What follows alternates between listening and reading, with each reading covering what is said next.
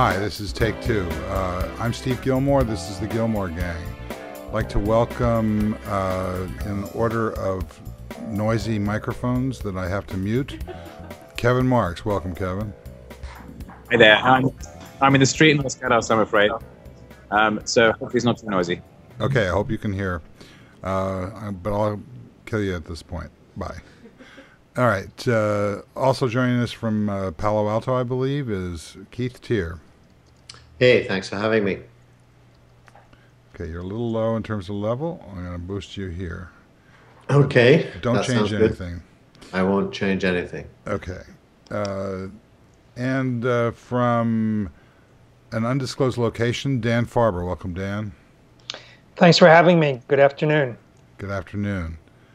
And last but not least is Robert Scoble. Welcome, Robert. What's up? I got my carnivorous plants here. Happy Valentine's Day. Okay. How is my level? Can everybody hear me? Yep. Okay. Chat room? I don't care. No, not about the chat room. About the fact that my iPad mini or maxi or whatever the hell it is called, Air, just fell. So I can't see the chat room. All right, Robert, what's going on in the world of technology? I don't know. Okay, well, we're starting off great. No, Viber just got acquired. Chat app got sold for $900 million. Major League Baseball just put iBeacons. I'm just reading tech meme. Yeah, well, that was why I was asking you. I was hoping that since I didn't see anything. iBeacons. iBeacon. You know what? Everybody's calling them iBeacon. They're not really iBeacons. They're called low energy Bluetooth or Bluetooth low energy BLE beacons. But everybody calls them iBeacons because Apple's the only one that's really making any noise about it. No, because iBeacon is the word for the software stack. No, that is not true. It's the word for the software stack on iOS 7 that makes it easy to program them. But it has iBeacon is Apple's term. It's not really what those things are. No, you're quite right. There's a separation between the hardware, which are just BLEs, and iBeacon, which is Apple's implementation of software for tracking and interacting with them. Right, but on that estimate that you just held up, there's no Apple software. There is no iBeacon on that thing. It's just low energy Bluetooth beacon. Yes, it is. But the industry has decided to call it an iBeacon. Yeah. It's like the headline on Recode today is Major League Baseball completes iBeacon installation at first two ballparks. Well, sorry. And they even called it a sensor. It's not a sensor. An iBeacon is something that spits a number into the air every second. And then when you walk along with a top-end Android or an iPhone, it can see how close it is to that beacon. You know, the press doesn't even know what they're talking about. By the way, nobody knows what these things do. This is my phone detecting 6 beacons. Yeah. Yeah. I'm messing around with this stuff because I'm going to build something. But I think the Viber acquisition is a pretty big deal. That's Rakuten, the Japanese e-commerce company that before they acquired Buy.com.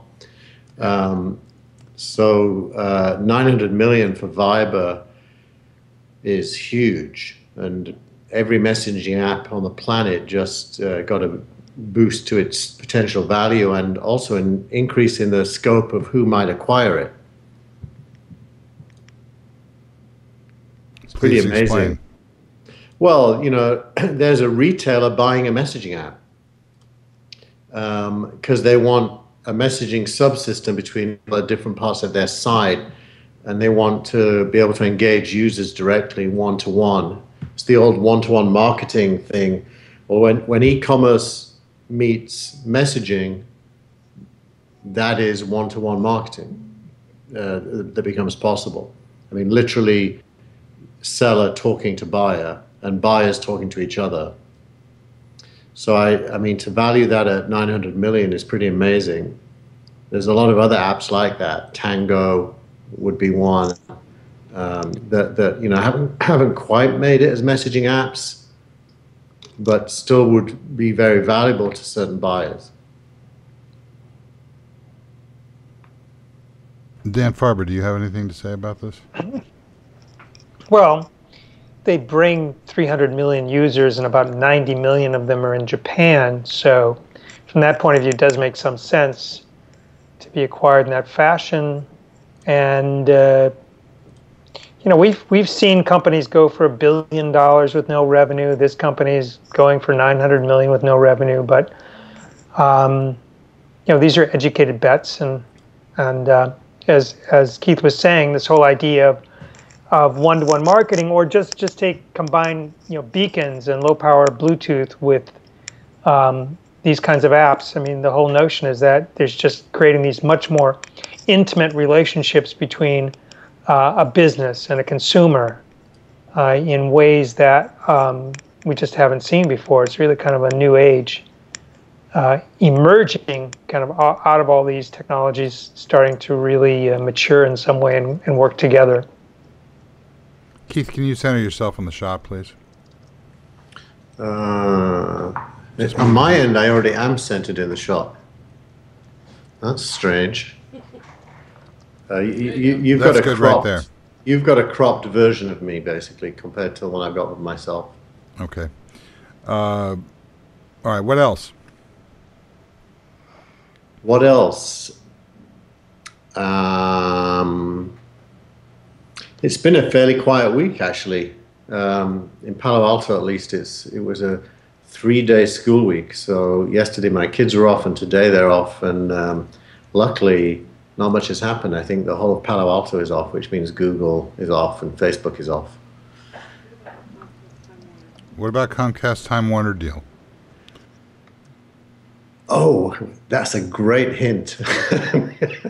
Well, I'm trying to be subtle. I don't know what I think about it. It's kind of boring for me. Really? I think it might have an impact. I don't know how it impacts the over-the-top video play. Time Warner and Apple were on the cusp of doing a deal, it is rumored, with a new Apple TV coming out in April, it is rumored. And this acquisition could potentially impact that. And the rumor was that the new Apple TV will actually have the whole of Time Warner cable on it, delivered over the top without the need for a cable box, streaming. And today is the day that House of Cards Season 2 went live on Netflix. The whole thing is there now, by the way. So it's a kind of an interesting angle on if the merger is allowed to happen, and I think it will be allowed to happen, and I think it should be allowed to happen. Yeah, but this is a fantasy that this over-the-top route around of the networks is going to happen. It's just not going to happen. I don't know why people keep believing it. I mean, how many stories do we have to see from somebody at Apple saying that the rumor is now that they're going to do something else? Gee, what a surprise! They're not going to let go of this. No, there's no reason why they should let go other than consumers deserting them, which at least for now is not happening on any scale, at least. Not happening on any scale. Dan Farber, do you believe any of this new age of television stuff? I believe in it. Whether I'll ever see it, that's another question. Right. Because as we just saw in this deal with Time Warner and Comcast, you've got these two big guys getting together, and they are not going to let anything happen that gets in the way of their business. And it's very hard to intermediate, even for Apple to intermediate with the people like that. I don't know why people don't realize that if they just pay, then they get everything they want. I mean, why is that such a hard thing to understand? Well, you may pay and get everything you want, but it's still pretty clunky unless you have like Comcast X1, which is better, but it's not great. And I think when you think about TV, that's a category in which you would think that Apple could really do a great job in terms of creating a user experience that doesn't make you kind of choke. But I think Apple's finding it, as well as others who are trying to do it, including probably Google and Amazon, that it's not easy to work with those companies, and they can't beat them down like they did the music companies. Well, the music companies had already beaten themselves down. They were ripe for the plucking. Yes, but the cable guys or even my employer CBS and the other networks still have an incredible business. But what's interesting, Dan, I wonder what you think of this. I mean, it is noticeable that the Apple TV, even the current version, is starting to have access to pretty much every channel that is on cable. Some of them you got to do the TV everywhere thing for, other ones you don't. And I just wonder if you think that the Apple TV just becomes another cable network. It's sitting on top of Comcast bandwidth a lot of the time. So Comcast still gets paid by the consumer for the bandwidth. If I'm CBS, don't I just see the Apple TV as another distribution mechanism? Well, it's always a control issue. And for example, CBS just went on Hulu with some new episodes. So, they always want to get paid no matter who's carrying it. It's kind of this whole kind of redistribution issue, which is several years ago, there was no such thing as redistribution. Now it's it's billions and billions of dollars per year. So they'll still want to extract whatever they can. I mean, that's what they're hanging on to. And they'll hang on to it for as long as they can. And it's not an infinite time frame. But, with an Apple TV or Roku or whatever, if you can have an interface, and in Apple's case, that it integrates really nicely with the iPad or with your iPhone or whatever device you have, that's a win in itself. Just to be able to type in something or use Siri to control it, as opposed to some of the other technologies that are available that even come with Samsung TVs and others where you can use voice control. But you want a more integrated experience, and I think that's what Apple's known for and could bring to the party better than most. Yeah. Kevin? Well, but the problem with the experience on Apple TV and the others is that you're still having to think about channels and who's got the content to use it. And that's not what you want. And the challenge with that is, Google tried to fix that with Google TV, giving you a search engine across a lot of it, and they shut them down like a shot because they don't want to be commoditized and intermediated. And that's the challenge, is that you've now got, if you want to watch something, you've got to choose which of the 6 things that it might be on and click through them and find which one it is. And that's just really annoying. Yeah, I mean, I've been watching the new series of Girls on HBO, and my Comcast box records it, but for some reason I don't watch it there. I watch it on HBO Go on my Apple TV. The quality of the picture actually seems better on the Apple TV for a start because it's 1080p. And the sound seems better as well, so I just prefer watching it there. And so I think, place shifting, as in device shifting, as there's more and more outlets for a thing, it becomes a natural thing to do, and everyone's going to have their own favorite way of looking at something. And so to me, Comcast and Time Warner would be really smart just to do a deal with Apple to allow all the channels to be carried on the Apple TV. You still have to pay your cable bill, but they don't need to supply with a set-top box anymore. I do that with TiVo. I bought the TiVo Romeo. I don't have a Comcast box. In this case, I've got to get a cable card to put in it. But you really don't even need a cable card. You just need to prove you're a subscriber. It's like the Aero model for cable. Prove you're a subscriber, you can get the signal. And just keep paying your bill, you'll keep getting it. Right, so isn't that going to be the way that this is solved? It would be smart. I don't know whether I don't know if there's any politics in solving it that way or not, but that would be a really smart way to solve it. It would win-win for everyone. Well, Robert Scoble, aren't you willing to pay more, or are you just not watching TV anyway? Have I muted you? I don't think I have. No, I muted myself. Sorry. I watch a lot of TV, and I pay for Comcast. I pay a lot of money. Actually, we just cut down our Comcast to try to save money because I'm moving more and more and more of my viewing time over to either Apple TV or my iPads. and away from traditional cable TV. The thing I keep cable TV around for is breaking news and sports and some shows. I mean, I'll admit I'm into American Idol, and I like watching the Olympics, for instance, this week.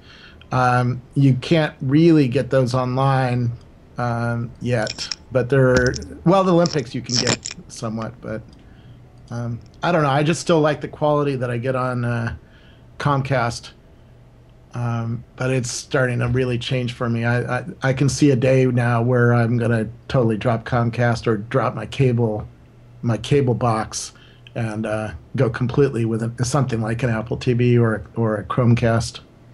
Yeah, but turn it around. Would you drop using your computer or your iPad for something else that came along? I mean, why is it that you think that this is going to be a successful model? Doesn't history show that everything sort of tends to move around and then sort of resort into a new version of what it used to be? Yeah, except the UIs online are better. How do you mean? And I don't even need to worry about setting up my DVR to record things in this new online world. I just start, like I was showing you House of Cards. I just started playing it. I didn't need to put it on my DVR or think about it. I didn't need to find the channel. I knew it was on Netflix, so I searched for a House of Cards, and up it came. Right, but the ultimate turnaround of this is going to be when you can get it on an airplane, which you can't do right now. Yeah. Okay, so at some point they have to make a deal. The Spotify model is the way to go. Spotify, if you don't know, if you're using the mobile app, lets you search for almost any song in the world, 20 million different songs. And then if you want, you can set that to cache on your local phone, on your phone, so you can play that music on a plane. And I would imagine that a lot of these video companies are going to do the same thing, as long as you pay your fee, let you put it on the phone and play it on the plane, so I can load up 10 movies on my phone and watch them, or on my iPad or my Android tablet, and watch them on the plane that way. TiVo lets you do that already. You can download onto your phone or your iPad and carry it around with you. But you got to assume Apple TV will let you do that as well. The new Apple TV. Kevin, what do you think?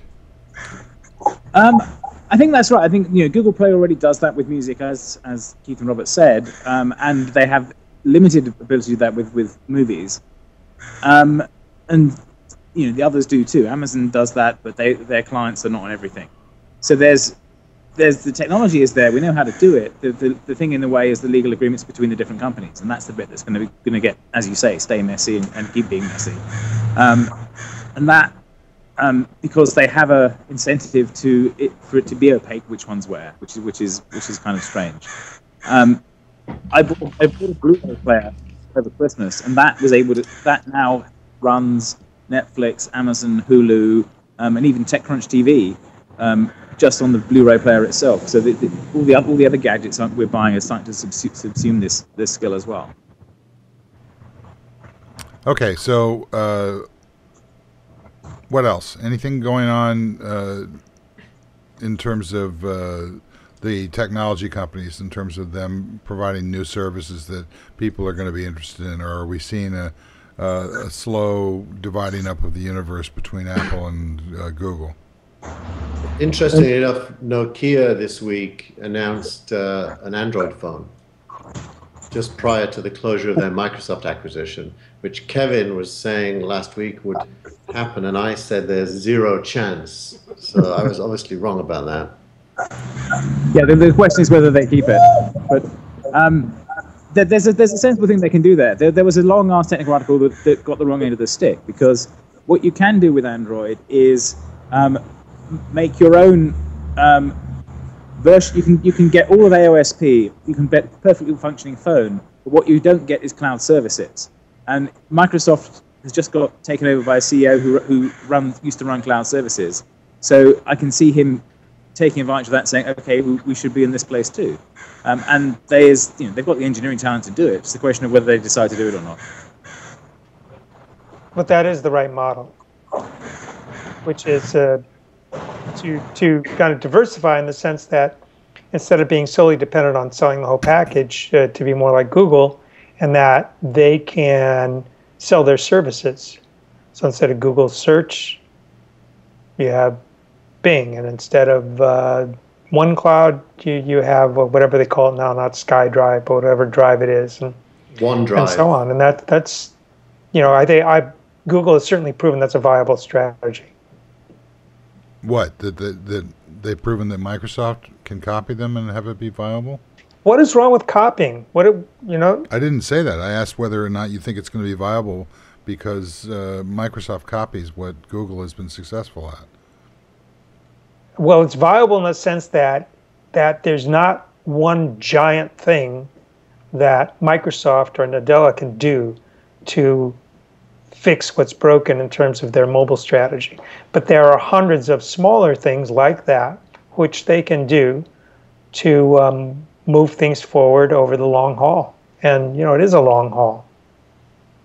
Well, they have the money for a long haul, but we thought that PCs were going to be there for the long haul, and they seem to be disappearing now.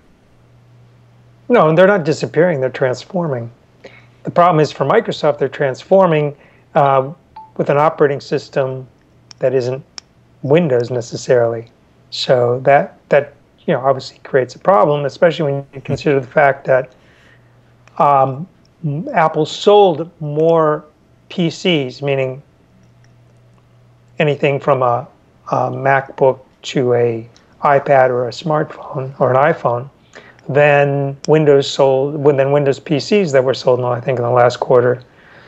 So there's a big shift in the marketplace, and that shift is going to start permeating businesses more and more, and that obviously creates a challenge for the new CEO.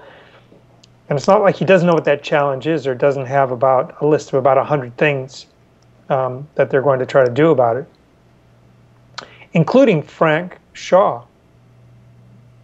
What?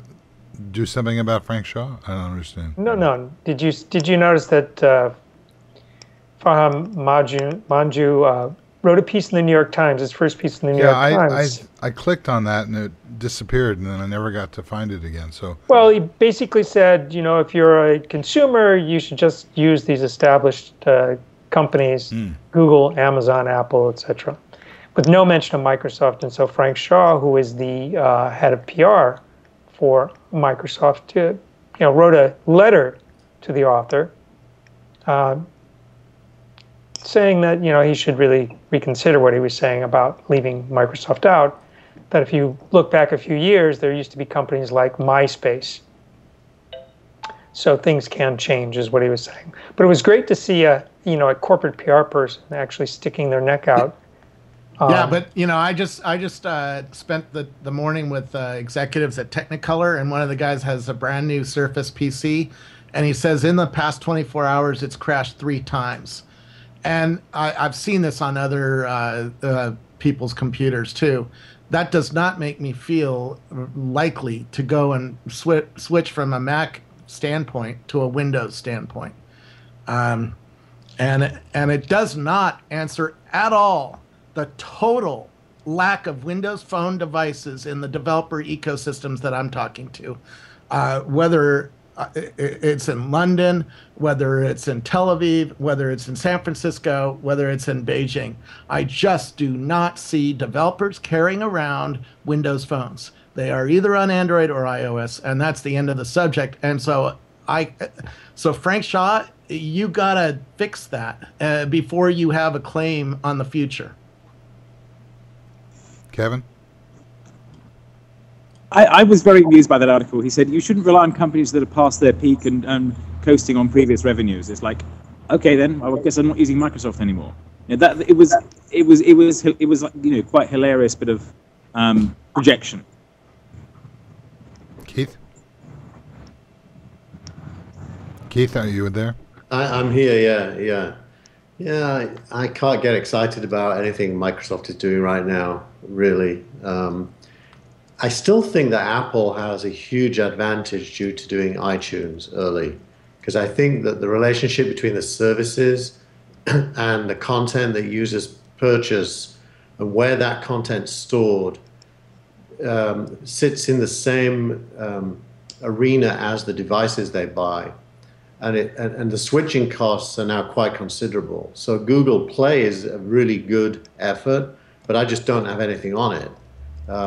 Same with Amazon. Now, they've both opened up these upload all your stuff services that would potentially allow me to make them all equal, but there's no real incentive for doing that. And if you're on iTunes, I don't think you're going to buy anything other than an iOS device if you're a regular consumer. And that's not going to change anytime soon unless something dramatically new comes along that makes it worthwhile.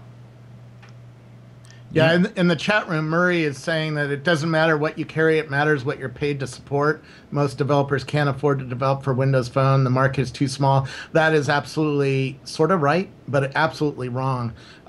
Developers were building for the iPhone before iPhone ever had market share. Developers do build things for love. I just was hanging out at one of the wearable co-working spaces, and people are building things there that have no market share. They're building it because they love it, and developers do things for love. Eventually, the money has to show up, yes, but if you ignore the fact that people build for their own devices that they are carrying around, you are totally missing what drives developers. And Microsoft has to change that.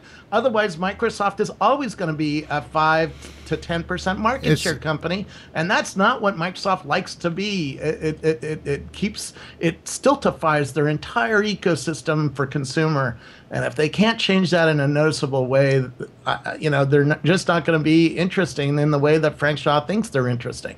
What does Frank Shaw think is interesting? No, he's saying, Microsoft deserves to be mentioned with Google and Apple and Amazon and Facebook and Twitter. Well, and we're all mentioning the cool, them sexy now. companies that are coming along, Dropbox and Dropcam and Nest and Uber. I don't use Microsoft stuff anymore. So it's okay with Frank if we mention the fact that they're irrelevant? No, Frank is trying to put his best face forward, best I understand, foot forward, but and trying to say, hey, Microsoft deserves to be mentioned in this future conversation. But so far, I don't see it. I mean, they're fighting against the laws of gravity, it seems. There's no way. I mean, your argument is compelling, which is if they're not going to get on the phone, then developers aren't going to be using it. If they don't have it in their pocket, they're going to do something else. I mean, the whole... At this point, why would a developer carry around a Windows Phone? There's certainly not a business reason to do that. The market share is less than 10%. And the people who buy Windows Phones are not heavy app users. They're not if you're a heavy app user, you're on an Android or an iPhone. Because if you really care about apps, you're not going to buy a Windows Phone. Anybody who says I care about apps and buys a Windows Phone is a total idiot. So how do you get a Windows? Are you nominating yourself, Keith, to carry around a phone? Are you laughing because you're a total idiot? By the way, I Keith? can't hear you guys. No, so I'm just laughing at Robert's dismissal of probably about 5 million people as total idiots, which I think is probably right. I just don't know if you should say it out loud. Well, I'm sorry. If you're buying a Windows Phone and you think you care about apps, you're an idiot. Absolutely an idiot.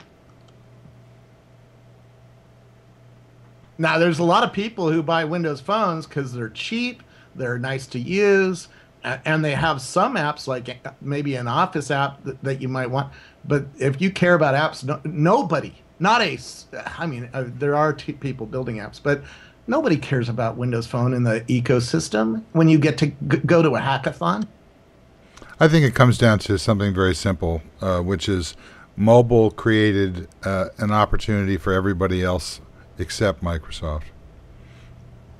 To your point, if you carry something around all day, if you live all day in a world where you multitask or multi-switch between work and everything else that you do, there's a barrier to entry for anybody but the two leaders.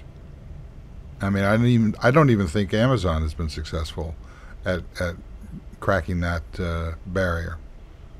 I mean, there are a lot of, I don't know what the numbers are. Farber, do you agree? I agree, and the challenge we've always said for Microsoft or BlackBerry, anybody, is that when you think about the cycles of innovation, the PC cycle of innovation lasted about 30 years before tablets and cell phones, more mobile devices came on the scene.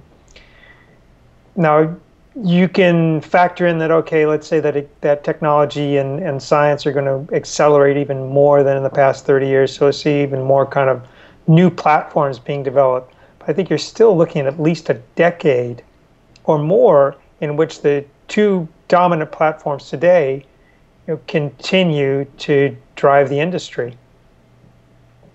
By the way, in the chat, Kevin is saying that I'm wrong about the lock-in effect of iTunes. So I'd love to know why he thinks I'm wrong about that. I think Google Play is awesome, but I just think if you didn't start using it and you started using iTunes, you're not going to switch to it. Okay, you're unmuted, Kevin. Yeah. Well, if you actually try the Google Play thing that you install on the Mac or Windows, what it does is it fetches all your iTunes stuff and syncs it up with Google servers. And then every time you add a new song from iTunes or any other way, it goes up there as well. And because Google is actually good at cloud services, unlike Apple, it means that you then can play that from any of your Android devices. You don't have to go through and decide which ones to click on to download. You can click the little cloud button for each song, like you do on iOS. It's just there. But also you can re-download it. So my son has 10,000 songs, and he had a disk problem on his Mac, and he was desperately trying to sort this out. And then I reminded him that he had Google Play, and he went and looked, and Google Play had every song that he'd put on his machine and was able to re-download them all. And he said, oh, it seems to have lost 200 songs. And he goes, no, wait a minute, those were all the duplicates that iTunes didn't notice. So it's actually reorganized his songs in a useful way. So I think on the music side, they've got it right. The other problem is that people don't love iTunes. People continually gripe about iTunes and how creaky it is and how much legacy stuff it's got in it and how hard it is to make sense of. And that's because it started out doing something very different. It then got the download from the cloud sync stuff bolted on, and it's not as beautiful as an experience as it could be. And there's lots of sort of annoyances and gruff with it. And partly that's because Apple's got it's 4 different divisions that are trying to coordinate there. And cloud isn't their core competence. Their core competence is beautiful devices, and that they've got some issues that they're going to need to sort out. Whereas Google is actually really, really good at keeping stuff on servers, keeping it up, and then syncing it back between machines, and that shows up if you start using Google Play Music. So Kevin, I wasn't saying that it wasn't possible to use Google Play if you used iTunes. Amazon does the same. It'll take everything in your iTunes and replicate it in the Amazon cloud as well. It's totally possible. It's just that most normal people, if they've already invested in iTunes, are not inclined to make use of that functionality because they're already totally happy where they are. And they just are not going to suddenly switch from iOS to Android. I think people like you and me might, especially as new devices come out, new software, just to try them out. Like Robert switches every couple of years or every year. But normal people don't. They make an investment and they pretty much stick with it unless it's broken. And I think iTunes did that to Windows. I mean, it's one of the few times Apple built cross-platform software. And the reason they did it is people who had a Windows PC, a Windows 7 or a Vista, installed iTunes, made a lot of investment. And when they came to buy mobile, it made total sense to them to buy an iPhone. And they did. I'm just making the point. I think iTunes is masterful strategically, and it works. I haven't got any real whines about it either. I mean, it does lossless now. It's all open. There's no DRM except in the movies, which everyone does. I think it's pretty good. No, I'm not saying it's terrible, but just to assume that the billions of people who are using Android phones haven't found this and plugged into it is a mistake. You know, there are a lot of people who have Android as their main phone. They're using it for music and audio, and they use Google Play, and that means they just download the thing. And when you open it in the browser on the Mac, you download a thing, it sits there and runs for a day, and then all your music is synced to the cloud. And I still don't get what you guys are talking about, because I've totally gotten rid of owning music.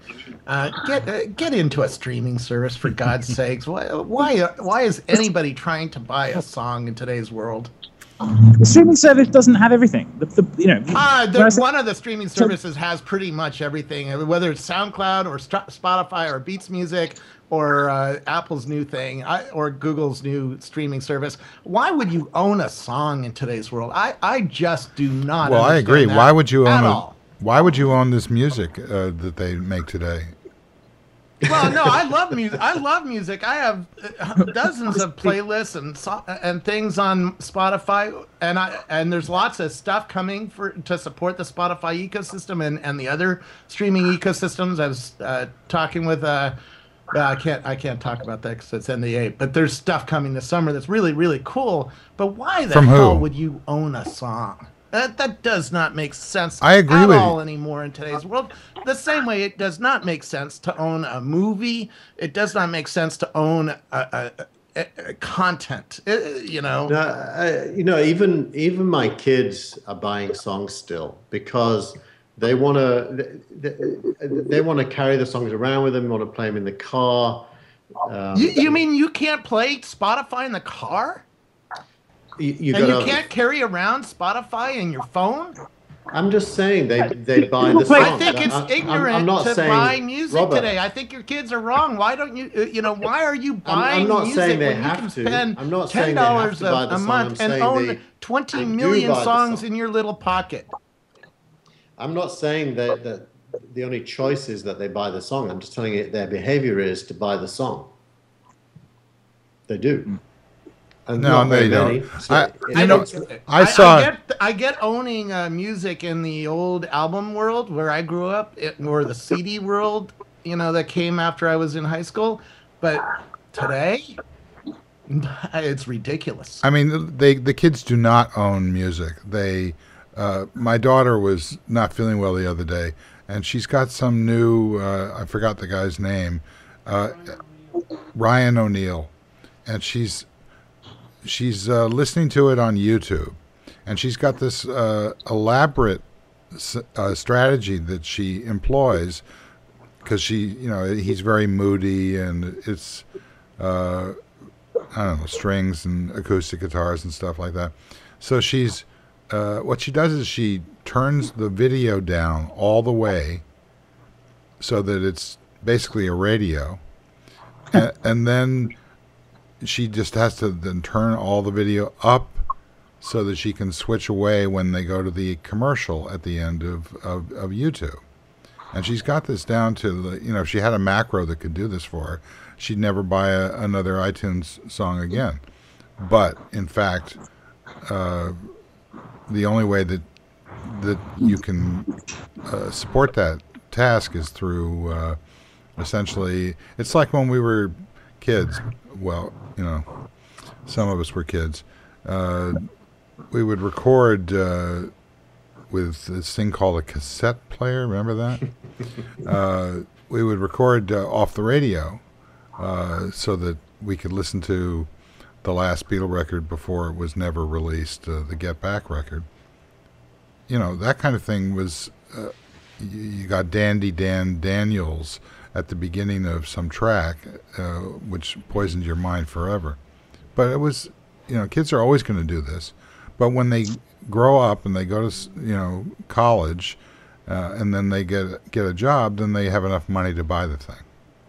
Well, here's what's going on. There's this new service called bop.fm. All right, let me show it to you. And I've preloaded Delta Ray, which is my favorite band.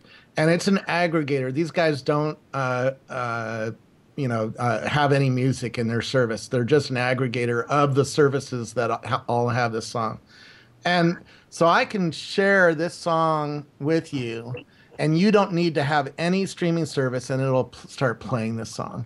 And if you come up with anything, including the Beatles, I believe. Let's try searching for the Beatles. Beatles. I bet they don't have the Beatles.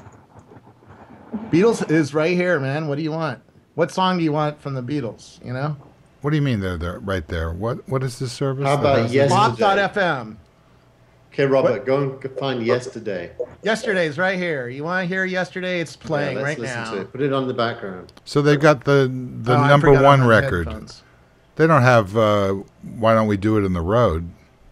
Well, let me hold on. I can't type with one hand. Why don't they do Why it don't in we? the I road? think it is. Yeah, it might be we. That didn't come up. Is that a Beatles song? I rest my case. Oh my God, there's a real gap in your knowledge. I found sarcasm? It's here. Why don't we do it in the road? It is. I just said that Robert has. Oh, he's never heard of it. Yeah. Well, I'm sorry, I don't know the music titles. these kids I today. can find anything I want. I found it.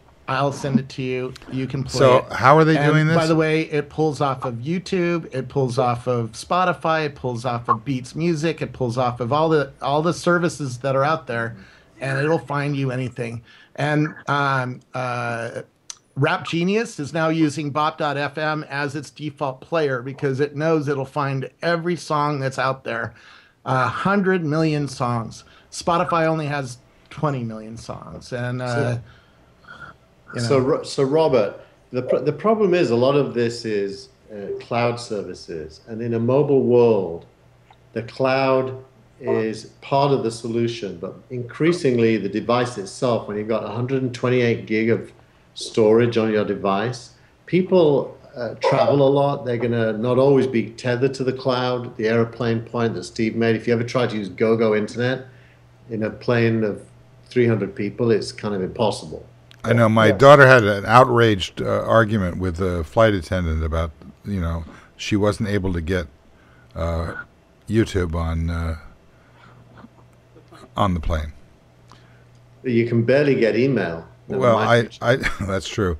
But I of course told her that it wasn't allowed, and she was irate at that. So I got the flight attendant to tell her that. Then she was mollified, or whatever that word is. That's what I do with my kids. If they won't listen to me, I say, I'm going to go and call a policeman. Anyway, I just don't get owning anything anymore. I rent it all. Even my book, you can rent my book. I mean, and buying it. Why do you need to buy it? You need to buy it so you can read it, and then delete it. I mean, I just don't get it. And most of the kids I talk to understand this because they know that their music tastes are going to change in a month. So, yesterday so-and-so was popular, tomorrow somebody else is going to be popular, and they understand the value of having 20 million songs in their pocket. And they all, the people who get into this new world know how to keep it on their phone, by the way. Somebody said, oh, well, what happens if that music disappears from Spotify? You can keep it on your phone as long as you keep paying your $10. Actually, to be fair, Robert, I think you're largely right. But I think there's people, the older you are, the more likely this is going to be true, who've invested a lot in music over the years. I've got boxes of CDs that I digitized years ago, and I think now I've got the real versions, like 320 kilobits per second versions of all of those that either Apple or Google Play or Amazon have given me once they know that, once they know that I've got the song. If you remember mp3.com, and Michael Roberts tried to do that back in the late 90s, early 2000s, and he got sued. And now it's just standard practice. If you can prove you bought the song, they'll make it available to you in the cloud. And it even works for songs you've stolen via BitTorrent. They think it's yours, and so they make it available to you. So there's a huge investment people have made, but very, very young people probably have never made that investment, and it may be likely in the future they never will need to because of services like Spotify. I think I buy that, but I don't think we're yet at the phase where that appeals to me that much because I've already got I've got so many songs that, I mean, literally 30,000 songs that I did buy over the years, and I care about being able to listen to them. Yeah, but music has become fast food. It's not the music that we used to love when we were younger, because the quality of these songs, I mean, it varies from, I don't care if you've got 325 you're not going to use it on a device that really supports high fidelity. It's going to be on a...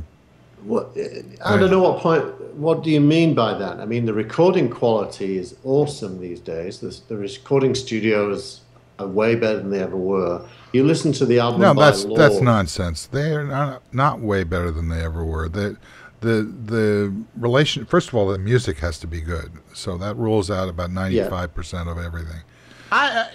When you say good, what do you mean? Because are you coming at it from an old person's perspective? Because your music sucked compared to a 40 or 50-year-old person Hendrix in 1965. Hendrix was bogus. I mean, come on, he couldn't keep his hair from exploding. If I went back in time and asked your parents what you thought of your cool music in high school, sorry, that won't work. That is the crappiest music, including the Beatles, that I've ever heard. This is the "Hey kids, get off your lawn" argument. I'll take the other side of this argument. I think the music the kids listen to is awesome.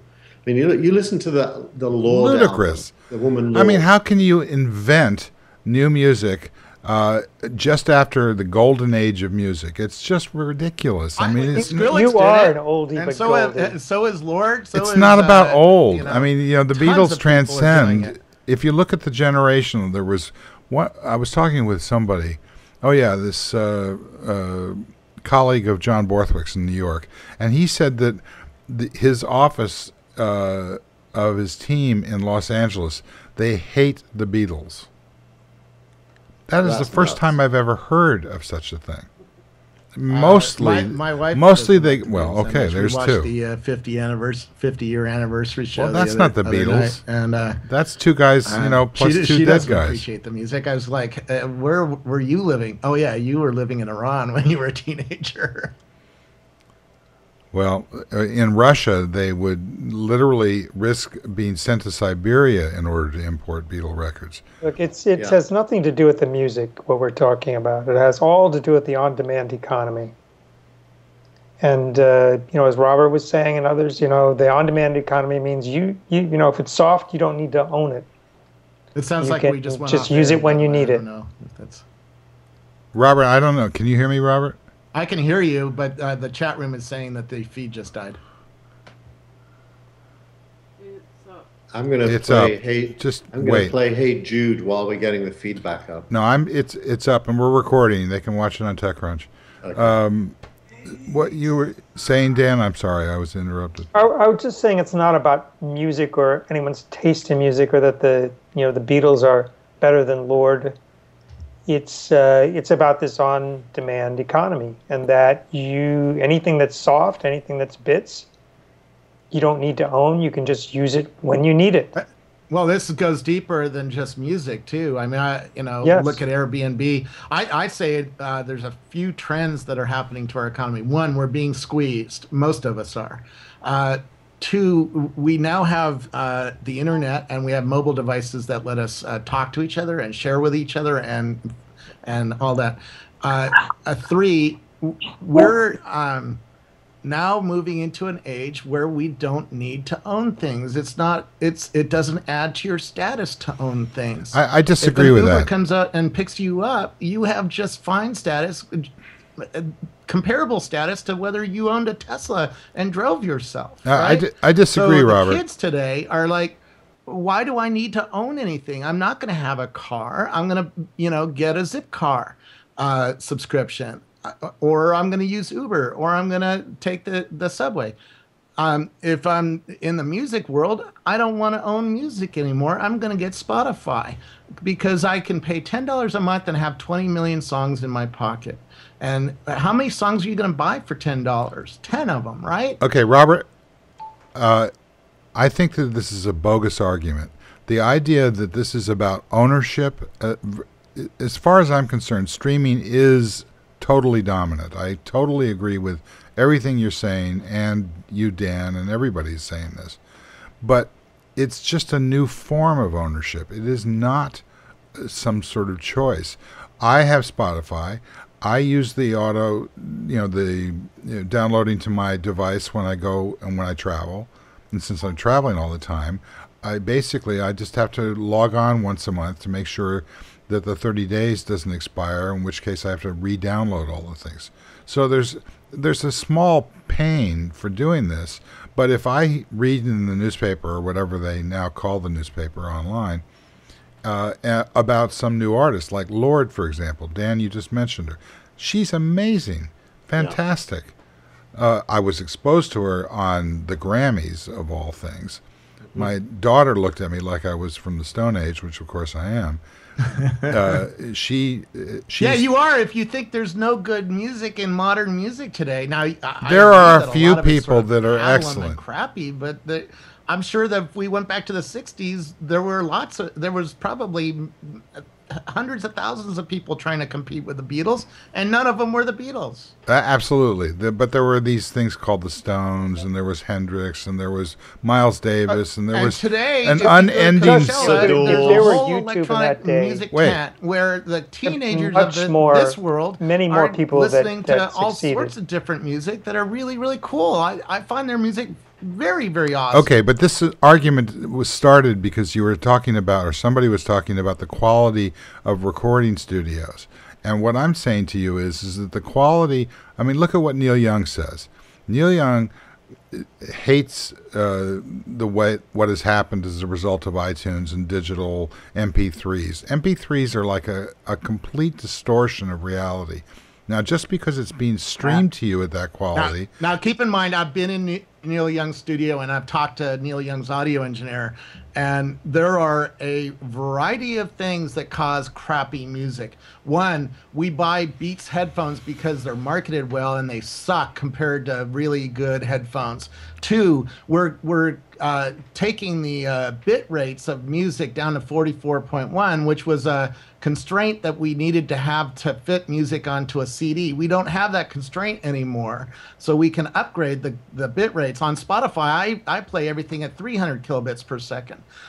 Three, inside the music studio itself, Neil Young has been playing with digital recorders as well as analog recorders, and he's recording his songs on 2-inch analog tape.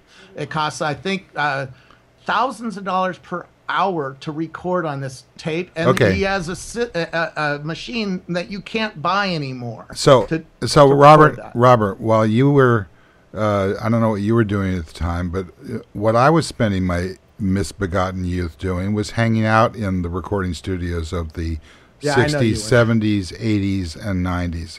I stopped doing it when the delivery mechanism, the way that the music got to people, was reduced to these small digital devices.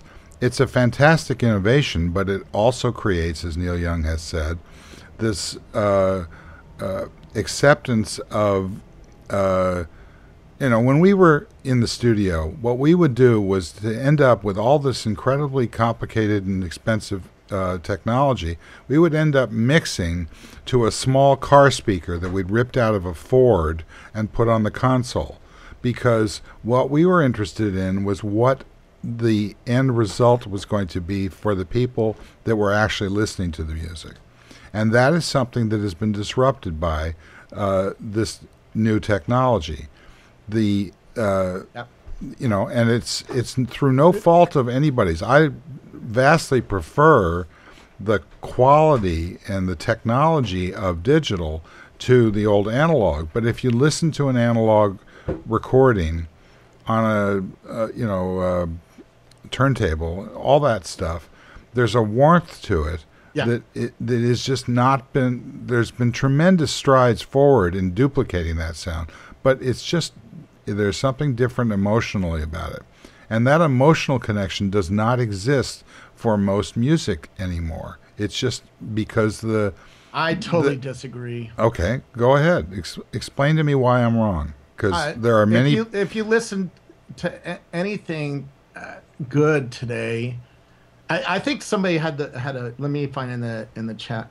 Tom Gariello said, "Punctuation points exist in culture. Why doesn't anyone write really great symphonies that the mass market listens to anymore? The genre was exhausted. Jazz too. We can argue because if you're really into jazz, there's still a great new jazz being invented. It's just the culture of the teenagers has moved on, and the culture of the teenagers today is into electronic dance music. You see it at when you go to Coachella, which has 8 different stages playing at the same time. The old people are listening to one kind of music, and the 18-year-old is listening to another kind of music. That's a canard. It's that's not the kind of music you like. No, I don't agree. I mean, I don't like Skrillex. I find love it. I understand, but that doesn't mean edge, interesting new kind of music. I think, and already my friends who are really into EDM says that is old music. Okay, I'm going to just down you when you talk over everybody. Okay, so the bottom line here is that I think that it's fantastic that you like this new music. I also think it's fantastic that that people have a sense of the relationship between the culture and the music, or the culture and television, or the culture and etc. Those things, when they have this feedback loop, they become far more important than the way that music is used a lot in this culture by all ages, which is as background, as kind of like a emotional flotation device. There's no real. I mean, I miss it, and I'm sure that there are artists who miss this as well. And the successful artists that are coming along just don't give a damn about this argument or this discussion. They don't care whether it's going to be on a tin cup or not. They're just interested in being able. That guy Ed, what's his name? He was on that Beatles show. Ed Sheeran. He's interested in the space of music surrounding him by about 5 feet, because there are a lot of overtones in his music that you can't hear unless it's recorded the way a classical record was recorded, with one mic at a distance, things like that. There are artists who are going to understand this, and I didn't read what Tom had to say, but right now there's no incentive, just like you were talking before about programmers. There's no incentive to write for a Windows Phone. There's no incentive right now to write for a musical space which is in flux, and where the record companies have still imprisoned our history. We went through this incredible time, and it is still a struggle to be able to envelop yourself in everything that's going on, not just the new stuff, but the stuff that led up to it. People don't have a context for it. That's how I feel about it. Dan Farber, do you disagree with that as well? I couldn't follow that at all. Okay. Well, I'll take that as disagree. Steve, are you really just saying that people are not educated in the history of? No, I'm saying that that it is very difficult to reclaim an emotional connection to the music the way that it used to be.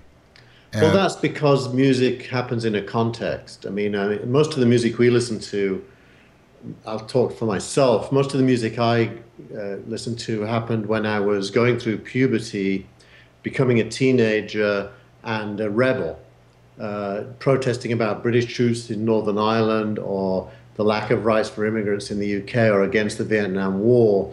So the Doors, the Beatles, John Lennon's pro-Irish songs, all were emotional because they were about the life I was living, and they amplified or reinforced or mirrored back that life. Now today, black kids living through the era of rap music, that music is doing that for them as well, but their context is different. So I think you've got to situate music in a context. Like I used to love listening to Lou Reed when I was dating, I don't think that the argument succeeds when it becomes one about old versus young. I think agree with that. you know, if you take a look at what's going on in television, things like Downton Abbey, which is just terrific, it has replaced a lot of what used to go on in music. Television has replaced, you know, what used to be in the movies, which doesn't exist because you've got these movies now that are basically elaborate animation traps where there's nothing going on emotionally of any kind, and there's no connection to it. It's just, you know, how many bits can you throw around on the screen? And it's exciting, but when you find a filmmaker that ultimately will take all those tools and be able to apply them to something that a movie is really about, then you're going to see the new Beatles of the film industry, and I think that's what's happening on television. You think Adele doesn't come up to the quality level of the '60s kind of band? Maybe it doesn't come up to the Beatles, but it certainly comes up to everything else. I agree with you. And you're saying both sides of the argument. And she has 64 million hits according to Spotify on Someone Like You. Right. It doesn't come up to the Beatles. No, so it doesn't come up to the synthesis. The Beatles wasn't just the Beatles. It was George Martin. It was a history of you know, comedy and invention. No, the Beatles was 4 Adeles on one band with all that other stuff. That's what McCartney said that on the show. He said basically that the thing about the Beatles was, you know, John Lennon could have been, he could have had his own act, his own band. You know, McCartney, even Ringo could have had his own band. Absolutely true. Okay. So that doesn't mean that that's impossible to do now. It just means that it's unlikely because people aren't engaged in that form of collaboration on that level. Where you do see it is in streaming.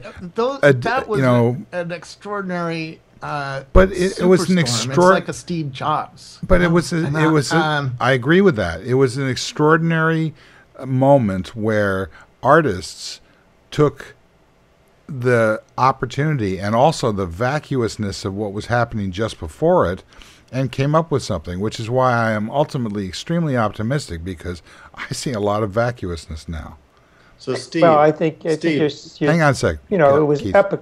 It was an epic. You know, the Beatles came during a time when there was a huge cultural changes going on, and that's why I think you saw that their music transitioned from traditional kind of imitating rock and roll to, you know, what became, you know, to things like Sgt. Pepper's.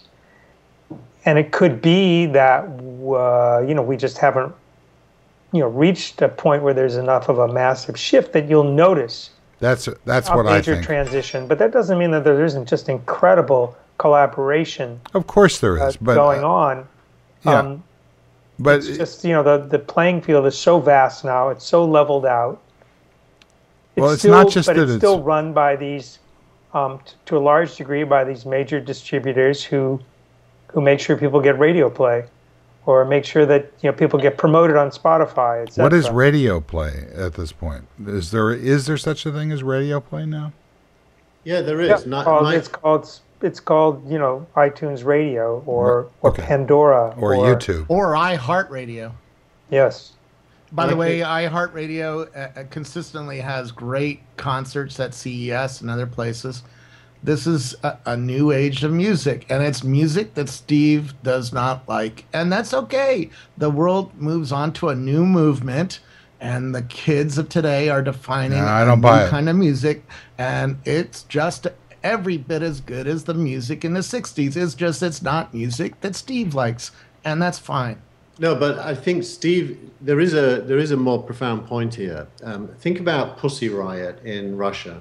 Pussy Riot has everything that to do with life in Russia and young people's attitude to Putin that we had back in the day that our music gave us. They were imprisoned. They had to be released because of public pressure. I saw them on Colbert the other night being interviewed. They're awesomely funny and biting.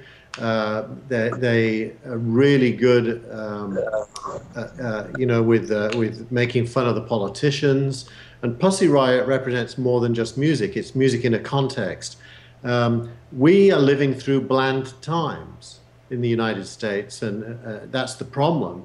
We're living through bland times culturally, when the youth are not in a position where their back is to the wall and they're having to express themselves creatively through music. So music tends to be about the things they do, which is getting laid, falling in love, being young. Look at that song, We Are Young by Fun. It's a great, great song. It's full of passion. You know the one I mean? I can play it here. This one. No, don't play it. I won't play it. No, seriously, because then I can't put it on CES, YouTube. I saw 3 concerts, right? I saw Imagine Dragons, which has Radioactive, world-class performers and song. I saw Fleetwood Mac, which was stunning. I mean, over the top, but that's music from the 60s, right? Been modified a bit, but it's from that genre. And who else did we see? I forget now. Yeah, I just think that when you make the argument about youth versus old, you're missing the point completely. But I understand what you're saying, Robert. Hang on, Kevin, go ahead. It's always been the high school kids who drive the music industry. It was back in the 60s. It was not the 50-year-olds who were driving the Beatles. Keith, Kevin, do you agree? So I think when you make it analog versus digital, you're also making the same category error, and that's where I differ with Neil Young and the I love the tape hiss in the background nonsense. Digital music is perfectly capable of rendering it. What the mistake was exactly what you said. We were mixing it for shitty speakers, and that became when I was at the BBC, we had different mixing standards for Radio 1, which was assumed to be listened to on a crappy transistor radio, and Radio 3, which you assumed to be listening to on proper speakers at the right distance. And what happened was that the labels mixed everything to that crappy standard, because if you try and listen to Dark Side of the Moon on iPhone headphones in the street, like I am now, you can't hear half the tracks. That's why but now the quality of CD audio and of MP3 audio is indistinguishable in blind listening tests from 192 kilohertz stuff. Absolutely. And that's been measured for years. Okay, and then the one other thing that I wanted to, I just noticed it sort of in retrospect, which is we cannot discuss this music. We can discuss it. We cannot play it. It's locked up by laws which have no longer served the artists or the audience, which is, it used to be that this was an incentive for musicians to make money, to make big money through the release mechanism, and that no longer is the case. There's all sorts of music that's part of our lives that we cannot absorb it, we can't refactor it, we can't remix it, we can't allude to it, and as a result, so many of the tools that the artists used to have been deleted. You don't agree with that, Kevin? No, I think the ability to remix and re-record it and do it is much higher. And that is actually from a technical perspective, but not from a. I mean, you've got these apps that you hold up to the speaker, and it can identify exactly what the song is, and therefore they can also tell them that that's a violation. You're not allowed. I can't put this show on YouTube if Keith had done what he was wanted to do, which was to put some of that music onto this track. I'm then in violation of the YouTube contract. Yes, but it doesn't mean that you can't do it. You can cut, remix, and republish. That's what SoundCloud is full of. Like, I posted a link to my son's mix, where he chopped up 25 songs and glued them together again. I posted it on SoundCloud. There are places it can stay up. If you put it on YouTube, what happens is the label blocks it from being played on mobile, and they run ads on it, and they put a little "buy this song" click next to it. Okay, so I don't want to make a big point about this. I just trying to say that it is not. It used to be that music was what? It used to be that music was free on the airwaves. It is no longer free on the airwaves. It is locked up on the airwaves. And the notion of what the airwaves is has changed to the point where, like with cable television, there are a million channels and there's nothing good on because you have to basically go through the record companies. Oh, come on. It's okay. I don't know how you can disagree with it. You can steal it, sure, but so what? Stop cross me. We had to do exactly what you said. We had to sit there and listen to Top 40 radio with the cassette recorder and press record at the right fucking second to get the song. Nowadays, the entire history of recorded music is available online. It's either in these catalogs of these streaming services, or it's up there as legs that you can get from other places if you go and dig for it. If you want the obscure stuff, you can find it. You know, my uncle, who's like 25 years older than I am, has a site in Argentina he gets bootleg opera recordings from that have all the opera recordings of the 20th century. But that's not a mass audience. I'm not saying it's a mass audience. None of the stuff you're talking about was never a mass audience. But this is how the record companies and this is how the film business destroyed itself, and it's how the TV business will destroy itself unless it's smart enough to realize that they have to maintain some form of easily accessible access to this music, or there's no feedback loop that allows people to enjoy it and have it become the soundtrack of their lives. That's my only argument with everything you guys are all saying. I agree with what you're saying from a technical perspective. I think that analog sucks compared to the quality of digital. I also believe that the release mechanisms of the music and media industries work against the value of that product in our lives. No, absolutely, and they're trying really hard to grab it back with, American Idol and stuff like that. Sure, but there is this massive pop culture that is going on, remixing it and reusing it and appropriating it and doing interesting things with it. And that's to say that's not going on anymore just means that you're not part of that particular piece of it. Okay, well, at least we got away from the young versus old argument, which I think is bullshit. All right, so let's start with, let's see, I can't find anybody who's young. I guess Scoble's the young one. No.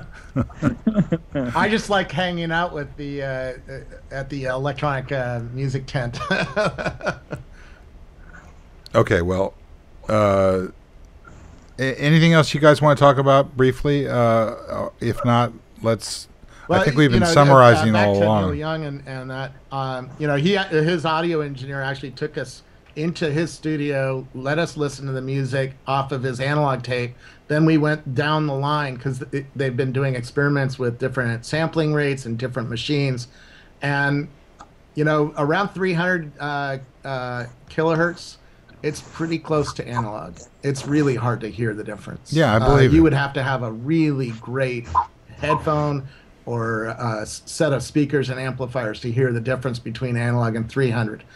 Between analog and 44.1, which is what most MP3s are recorded at, there's a big difference. It's clearly not too different there, Robert. And vinyl is similar to the 200 or 300 hertz recording sampling rates.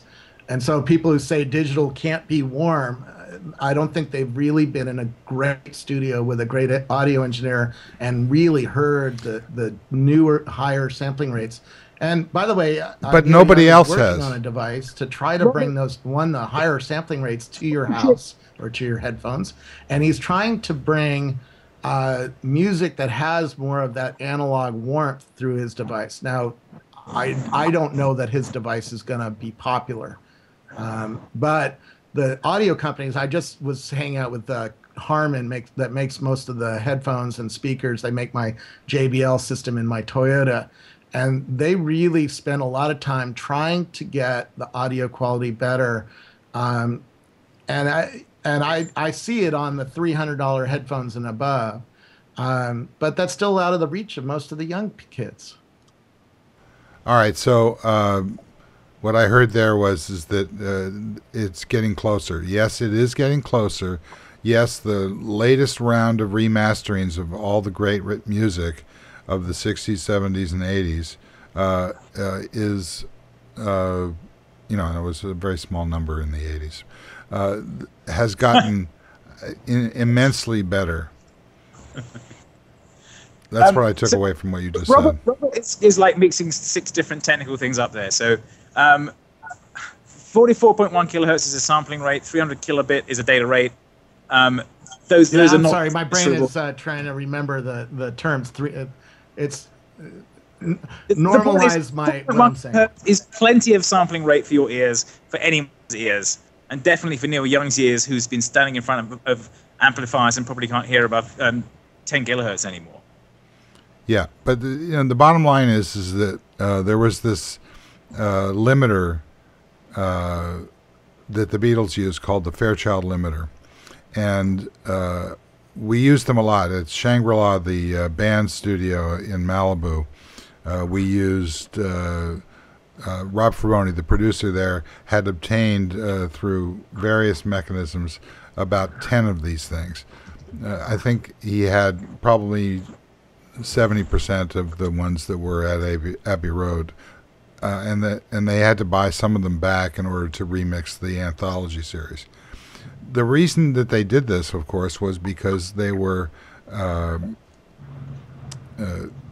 trying to fit into a very much narrower set of frequencies for the release mechanisms of that day. Yeah. But that compression that was resulting turned out to be how Hendrix discovered feedback, how a variety of musical inventions occurred during that time. Keith Richards wrote one of his songs recorded on a cassette player, and they couldn't get the sound in the studio, so they ended up taking the cassette and dumping it to the multitrack, and it's the Start Me Up, I think it is, or one of those things. Yeah. So the point is that I'm trying to make here is that you cannot extract the overtones that resulted in everybody sitting around in a circle in the room, as Al Green's producer used to do, and which I'm trying to emulate here to varying effect. These things are indelibly enmeshed in the process that created the music. And when that goes away because there's no feedback loop associated with these kinds of effects, you get a move that is very similar to the one that's happened in the feature film business, from emotional and deep to vapid and incredibly technology driven. And a combination of those two things is what I'm looking for, and I believe that kids will like that just as much. So I've now just restated my thesis over and over again. Dan Farber, do you have anything else? I agree with the thesis. Oh, well, I basically haven't been able to hear very well since 1969.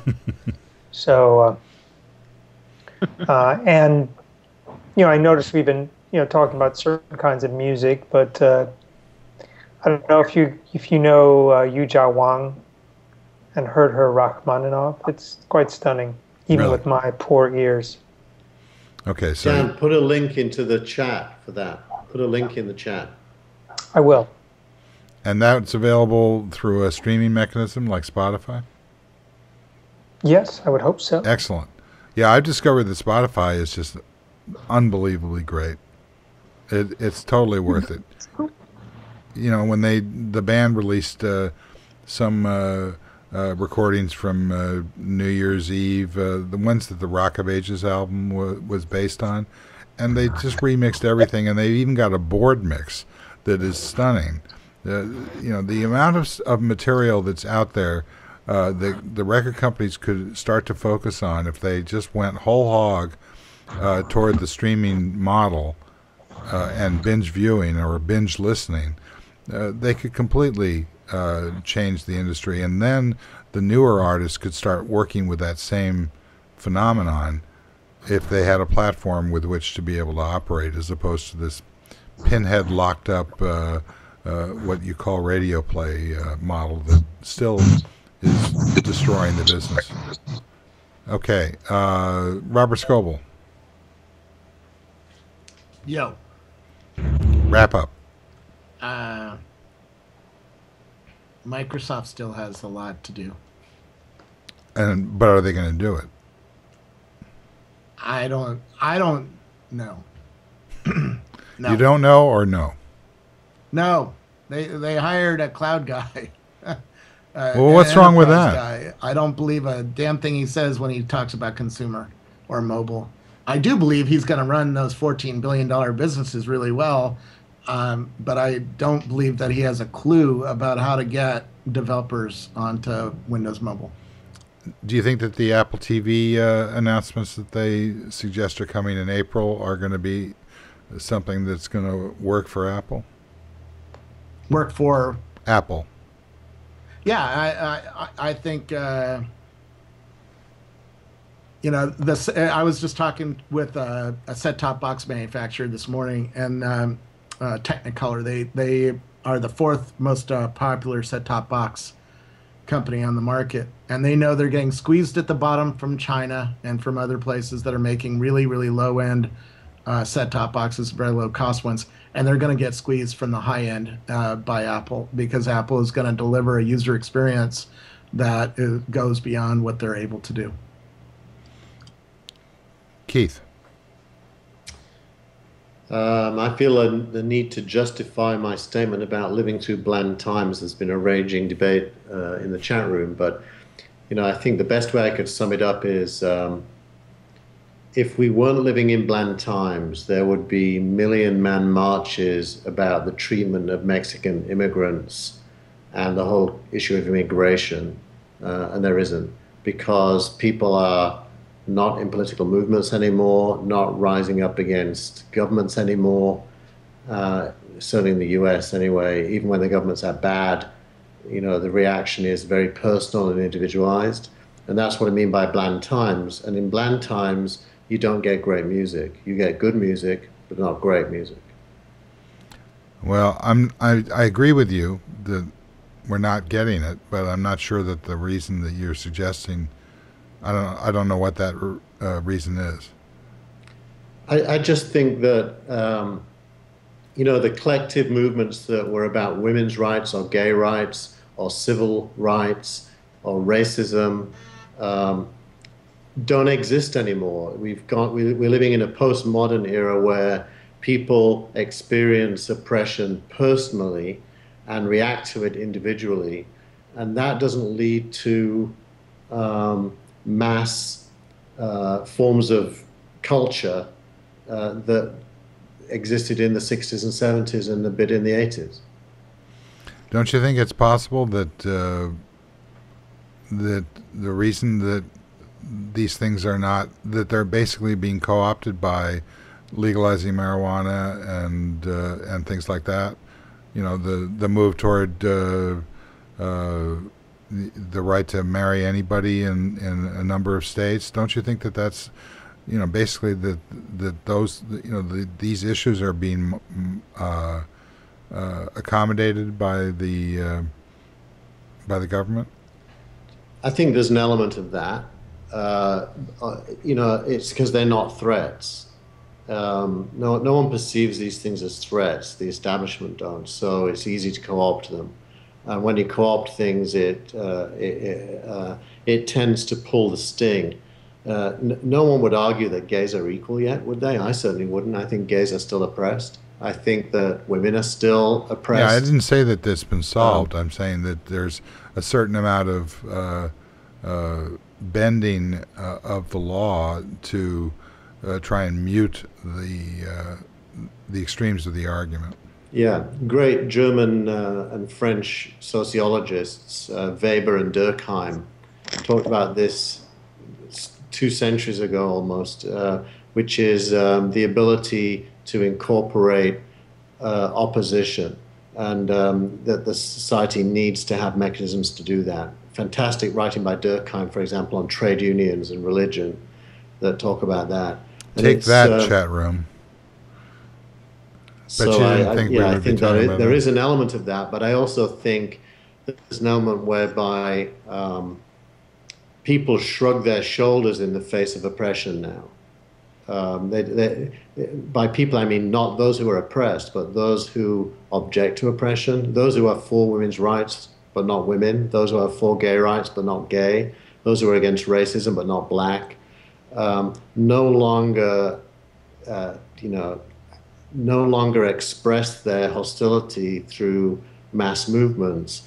And the music of the 60s and 70s was hugely influenced by mass movements. Well, it was allowed to be listened to in large rallies as opposed to being shut down and forced into private earphones. Yeah. Okay. Kevin. I'm not sure I've got anything to add to that. I was going to give you a music recommendation, which is there's a piece called Dark Side, which is a Tom Stoppard play set against Dark Side of the Moon, which I put a link to in the chat. I really recommend that. Gives you a whole new way of listening to that album, and that is a great example of remixing. Okay, I want to thank Salesforce for supporting this show. I want to thank Ustream for providing, I forget what it's called, enterprise services to support this show. Hopefully the signal is getting better, the picture's getting better. For that, we want to thank NewTek, and we're using the top of the line or close to the top of the line TriCaster, and it's really had an impact on the show that we haven't really even begun to absorb. So I want to thank NewTek for their support. I want to thank John Tashek for his support. I hope he decides that he wants to be on the show again. I want to thank our producer and director, Tina Chase Gillmor. Where's the hand? Thanks. I mean, there are people who want the hand more than anything else. I want to thank our gangsters today, starting with Dan Farber. Dan, thank you so much. Well, thank you, Steve. Okay. I want to thank Robert Scoble. Thanks for having me on. Great as always. Keith, you're really getting out there, but I can't wait for the next tangent. And Kevin Marks, thanks for joining us from wherever you are. Where are you? Oh, where are you? I'll be on the street. Unfortunately, two skateboarders just went by, so that was a bit noisy. Okay. All right. Well, thanks again for joining us. Thanks to the chat room. You should go read this thing. It's I haven't been able to keep up with it. It's fantastic. We'll see you again next time, and there will be a next time. Bye-bye.